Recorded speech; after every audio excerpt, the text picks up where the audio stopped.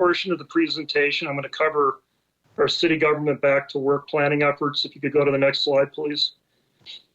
As the city manager mentioned in his overview this morning, from the moment that we had the stay-at-home order and that was implemented, we've had 42% of our workforce remain on site delivering services to our community. So this plan primarily addresses how we phase back our workforce that's telecommuting, which is largely our administrative personnel. As we've gone through this effort, really there are three planning imperatives or guidelines that underpin how we're looking at transitioning back to normal operations. And certainly our number one priority is protecting the health and safety of our employees. But just as important is their confidence that they're returning to a safe and secure environment. And as we transition back, we'll need to closely monitor any potential resurgence or secondary outbreak of the virus. And we got to have a plan for that, and we do. And so I'll talk about that in a little bit. Rather than establishing an arbitrary return date, the decision to begin phasing our employees back to work is condition-based. And so what we're going to want to see is 7 consecutive days of declining positive cases. And if you look at where we are at this point, we as a community have not seen that. So we think that that will start establishing that downward trend. We'll also need to see that both the hospital bed and ICU bed capacity is stable. And so if we meet both of those conditions and they're both satisfied, the numbers are acceptable by our health authority, then we'll make a recommendation for a phase 1 return date. If you could go to the next slide, please.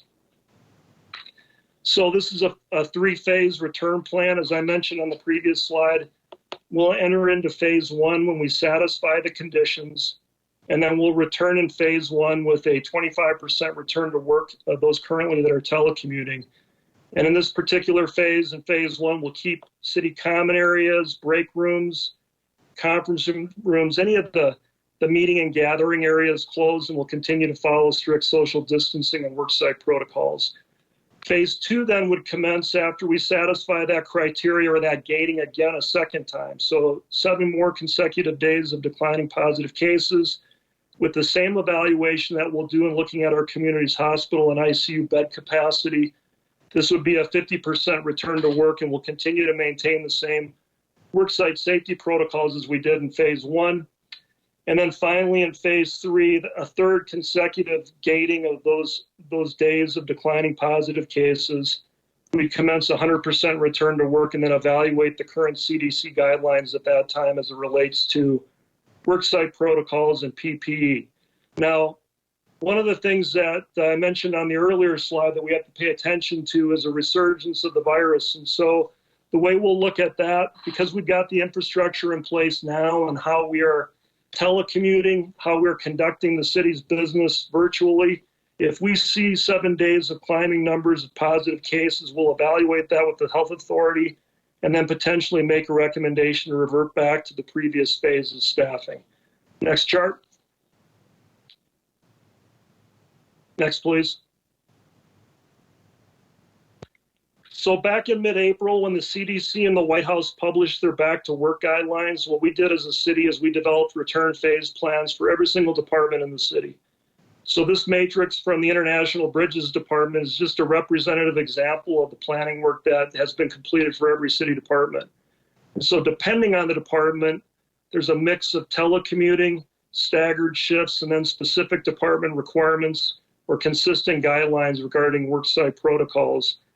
And so as we continue to receive updated guidance at the federal, state, and local level, we'll continue to modify our department and city planning matrices so that we remain current with those standards. Next chart.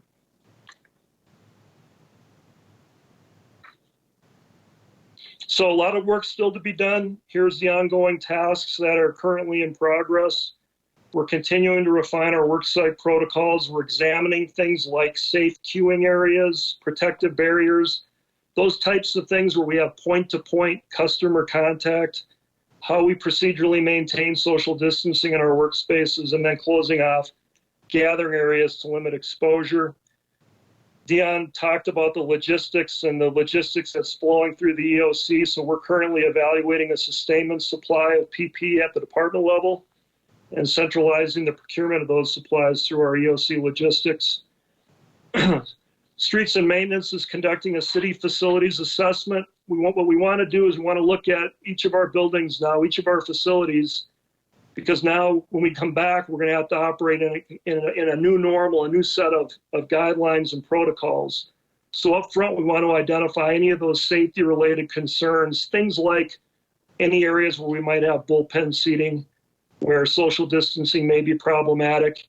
You know, CID did a lot of work prior to us leaving to go on the stay-at-home directive on installing things like hand sanitation receptacles.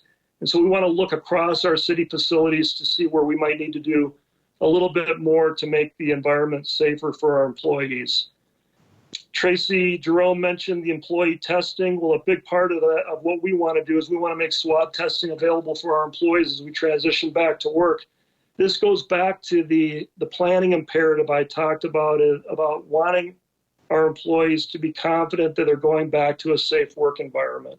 One of the ways to do that is to make this testing largely available for our employees as we transition back.